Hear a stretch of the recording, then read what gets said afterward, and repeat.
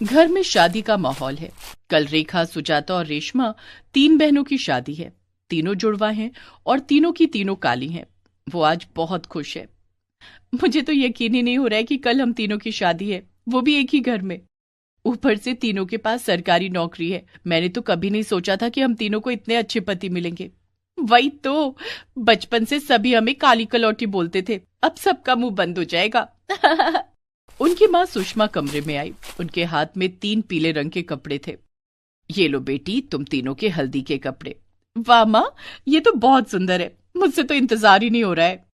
हाँ, अभी ससुराल जाने के लिए इतनी उछल रही हो ना, 2 दिन बाद मायके आने के लिए रोना पड़ेगा, देख लेना। रो लेंगे माँ, लेकिन कल शादी तो कर ले पहले।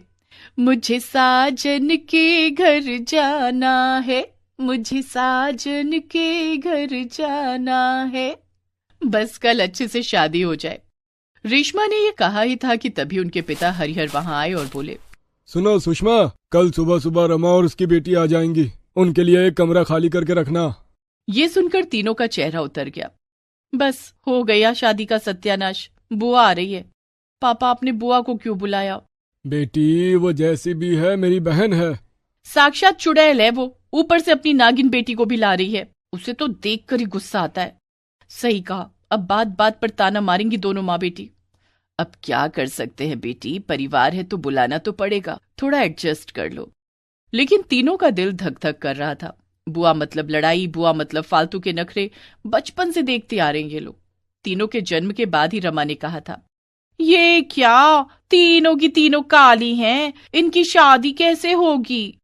और उसके बाद तो तानों का सिलसिला चलता ही रहा। रमा की खुद की बेटी गोरी थी, इस बात से रमा को बहुत घमंड था। रमा जब जब अपनी बेटी पूर्णिमा को लेकर यहाँ आती थी, तब तब अपनी बेटी के साथ इन तीनों की तुलना करती थी।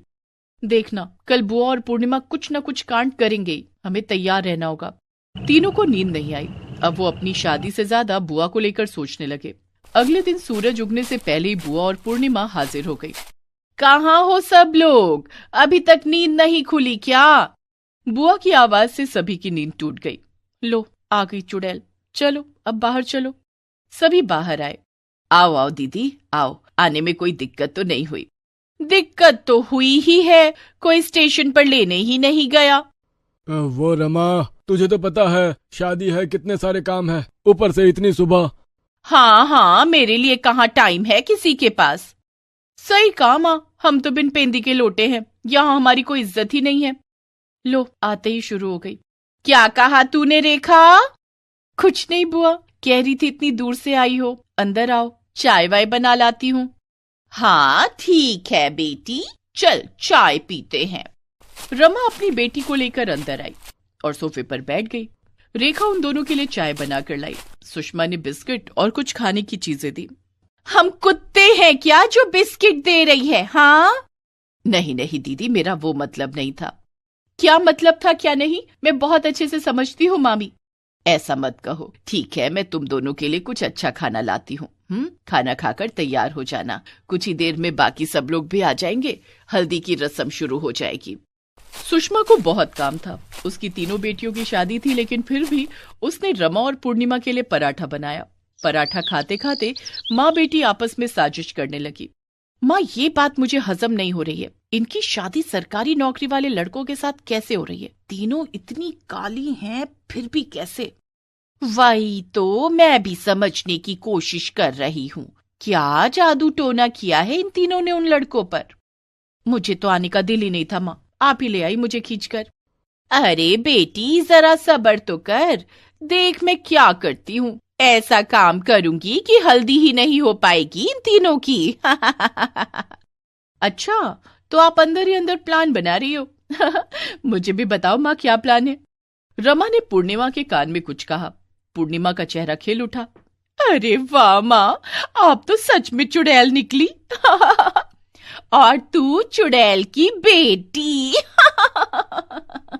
कुछ देर बाद से रिश्तेदारों का आना शुरू हो गया। सभी बिजी हो गए। रेखा, सुजाता और रेशमा हल्दी का लहंगा पहनकर तैयार हो गई। अरे वाह, कितनी अच्छी लग रही हो तुम तीनों। कहा मामी, इन कपड़ों में अच्छी तो मैं लगती, काली लड़कियां पीले कपड़ों में थोड़ी अच्छी लगती हैं। सही कहा बेटी, ऐसा लग रहा है जैसे पीले केले के छिलके के अंदर सड़े हुए काले केले। ये सब सुनकर किसे अच्छा लगता है। फिर भी तीनों बहनों ने सुनकर भी न सुनने का नाटक किया। उसके बाद तीनों बाहर चली गई। वहां हल्दी की रस्म होने वाली थी, लेकिन उससे पहले ही रमा और पूर्णिमा ने हल्दी छुपा लिया। अब देखती हूँ कि हल्दी कैसे होती है। सुषमा हल्दी ढूंढने लगी। अरे ये हल्दी कहाँ गई? यहीं रसोई में तो रखा था पेस्ट बनाकर। क्या हुआ सुषमा, परेशान क्यों लग रही हो? देखो ना, थोड़ी देर पहले ही हल्दी का पेस्ट यहाँ रख कर गई थी, अब मिल नहीं रहा है। कहीं और रखी होगी। नहीं नहीं, मुझे पक्का याद है। गिर तो नहीं गई हल्दी? नहीं बेटी, गिरेगी कैसे? और गिरती भी तो आंखों के सामने से गायब थोड़ी हो जाती। इस वक्त पर रमा ताने मारने लगी। देखा, भगवान भी नहीं चाहते कि ये शादी हो। हाँ, इसीलिए उन्होंने हल्दी गायब कर दी। वही तो, शादी मजाक तो नहीं है ना। काली निकम्मी लड़कियों के साथ सरकारी नौकरी वाले लड़कों की शादी कैसे हो सकती है? नहीं दीदी, ये आपने सही नहीं कहा। मेरी बेटियां काली हो सकती हैं लेकिन निकम्मी नहीं। घर बैठकर ऑनलाइन काम करके पैसे कमाती हैं तीनों। वैसे पैसों का क्या फायदा, ऑनलाइन का काम भी कोई काम हुआ? अच्छा, तू कितना कमा लेती है पूर्णिमा? पूर्णिमा चुप हो गई। पूर्णिमा को एक भी काम नहीं आता था, उसे तो घर के काम भी नहीं आते थे।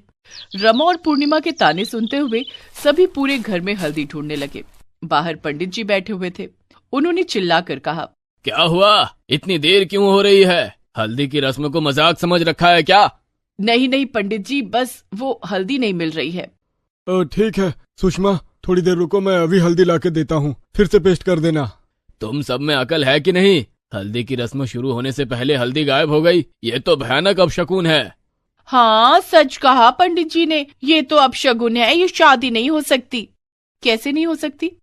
क्यों, तूने सुना नहीं देखा? हल्दी की रस्म शुरू होने से पहले हल्दी का गायब हो जाना अपशगुन है। हाँ हाँ, ये शादी होगी भी तो तुम लोग विधवा बन जाओगी। ये क्या अनाप शनाप कह रहे हो दीदी? कम से कम शुभ शुभ तो बोलो। देखो, मुझे बुरी शक्तियों की बू आ रही है। ये घर शुद्ध नहीं है, यहाँ से बुरी शक्तियों को हटाना पड़ेगा। मुझे ये सब अच्छा नहीं लग रहा है, मैं अंदर जा रही हूँ। सुजाता इन सब चीजों से परेशान हो चुकी थी। वो अंदर गई और देखा बुआ और पूर्णिमा का बैग सोफे के पास पड़ा हुआ है। सुजाता के दिमाग में कुछ आया। उसने बैग खोलकर देखा तो उसके अंदर से पेस्ट की हुई हल्दी निकली। अरे बुआ ने ये सब किया है, मुझे तो पहले से ही शक था। सुजाता वो बैग लेकर बाहर आई। ये देखो, ये सब कुछ बुआ और पूर्णिमा ने किया है। हल्दी ना हो पाए इसीलिए इन दोनों ने हल्दी को छुपा कर रखा था।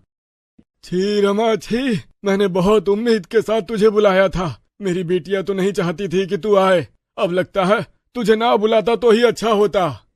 हाँ, तो वो बुरी शक्तियों की बू इन दोनों में से ही आ रही थी। इन दोनों को बाहर निकालो, नहीं तो इस घर में कभी शांति नहीं आएगी। हाँ, बहुत हो गया। सुबह से अनाप शनाप बकेई जा रही है ये माँ बेटी। रमा, आज से तेरे लिए इस घर का दरवाजा बंद रहेगा। निकल जा मेरे घर से। हरिहर ने अपनी बहन और उसकी बेटी को धक्का देकर घर से निकाल दिया। सबके सामने उन दोनों की बहुत बेइज्जती हुई। उन दोनों को सबक मिला। उसके बाद तीनों बहनों की हल्दी हुई और शाम को तीनों की शादी हो गई। बुरे लोगों के साए से हमेशा दूर रहना चाहिए। ये लोग किसी के नहीं होते।